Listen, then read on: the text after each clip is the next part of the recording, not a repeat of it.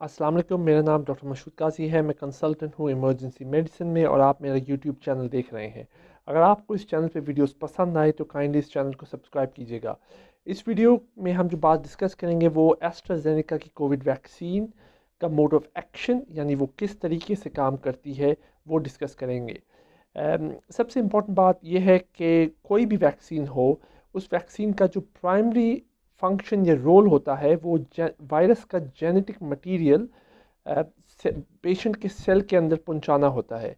Genetic material दो types के हैं, आरएनए और डीएनए। कुछ वैक्सीन्स आरएनए बेस्ड हैं और कुछ वैक्सीन डीएनए बेस्ड हैं। जो आरएनए बेस्ड वैक्सीन है वो है फाइज़र और मॉडर्ना। जो डीएनए बेस्ड वैक्सीन्स हैं वो है AstraZeneca vaccine. So primary function Covid virus का जेनेटिक मटेरियल पेशेंट के सेल के अंदर पहुंचाना है ताकि वो इम्यून रिस्पॉन्स को एक्टिवेट कर सके।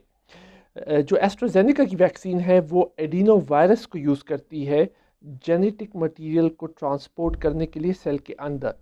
ये एडिनो वायरस चिंपैंजीज से लिया जाता है और एडिनो वायरस अगर नॉर्मली देखा जाए तो फ्लू लाइक सिम्टम्स करता है, यानी कोल्ड, नेज़ल कंजेशन या खांसी। मगर ये जो एडिनो वायरस एस्ट्राजेनेका में यूज़ किया जाता है ये डीएक्टिवेटेड है और ये अक्सर ये सिम्टम्स नहीं प्रोड्यूस करता। एडिनो वायरस के अंदर जेनेटिक मटेरियल डीएनए यानी डाला जाता है ताकि एडिनो वायरस जब पेशेंट में इंजेक्ट किया जाए वैक्सीन के ज़रिए तो वो एडिनो वायरस जेनेटिक मटेरियल को लेके सेल के अंदर चला जाए। जब एडिनो वायरस सेल के अंदर जाता है तो वो जेनेटिक मटेरियल को न्यूक्लियस तक पहुंचा देता है जो सेल के अंदर है। न्यूक्लियस वो पोर्शन है सेल का जहाँ पे इम्पॉर्टेंट पार्ट मैन्युफैक्चर होते हैं। जब ये डीएनए न्यूक्लियस के अंदर जाएगा तो फिर ये रेप्लिकेट करेगा यानी प्रोड्यूस करेगा कोरोना वायरस का स्पाइक प्रोटीन। कोरोना वायरस का सबसे इम्पॉर्टेंट स्ट्रक्चर में जो सबसे इम्पॉर्टेंट चीज़ है वो है स्पाइक प्रोटीन। जब ये स्पाइक प्रोटीन की प्रोडक्शन होगी और ये सेल के बाहर जाएंगे तो बॉडी का immune system in spike proteins को रिकग्नाइज करके अपना इम्यून रिस्पॉन्स देगा यानी एंटीबॉडीज़ जनरेट करना शुरू कर देगा।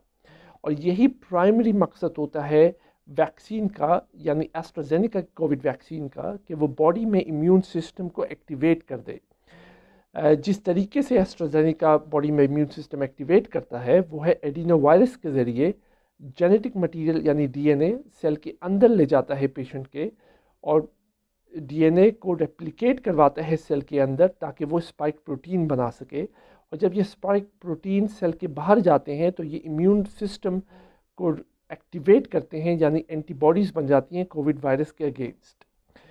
अब ये दो डोजेस में एस्ट्राजेनेका की वैक्सीन देने की रिकमेंडेशन है, यानी पहली डोज के 28 या 28 दिन बाद सेकंड डोज दी जाती है। यानी जो मेन मकसद है सेकंड डोज देने का वो फर्स्ट डोज की इम्यूनिटी को बूस्ट करना है। अब ये कंक्लूसिव नहीं है कि सेकंड डोज के बाद इम्यूनिटी कितने अरसे तक रहती है, मगर कंसेंसस यही है कि 6 से 8 महीने तक बॉडी में सफिशेंट इम्यूनिटी रहती है कोविड वायरस के अगेंस्ट यानी कोरोना वायरस के अगेंस्ट। अब बेशक अगर ये इम्यूनिटी कम हो जाए मगर बॉडी में जो इम्यून सिस्टम है उसके पास मेमोरी सेल्स होते हैं जिसको कहते हैं बी सेल्स और टी सेल्स, और ये एक्सपेक्ट किया जाता है कि ये मेमोरी सेल्स के ज़रिए बॉडी में इम्यूनिटी 6 से 8 महीने के बाद भी रह सकती है। मगर कितनी देर तक रहती है ये अभी तक एविडेंस में या डेटा में मौजूद नहीं है, ये टाइम के साथ हमें पता चलेगा।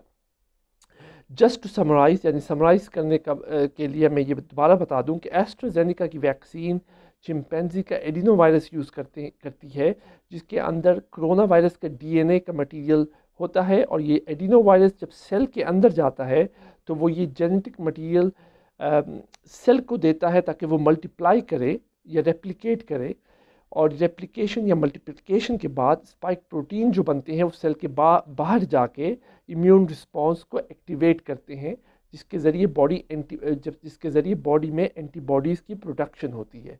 और यही वो तरीका है जिससे एस्ट्राजेनेका वैक्सीन कोविड वायरस के अगेंस्ट इफेक्टिव होती है। اگر آپ کے پاس کوئی سوال ہیں تو پلیز کمنٹس کیجئے یا واٹس ایپ کیجئے، اور اگر آپ کو یہ ویڈیو پسند آئے تو لائک کیجئے اور چینل کو سبسکرائب کیجئے۔ بہت بہت شکریہ۔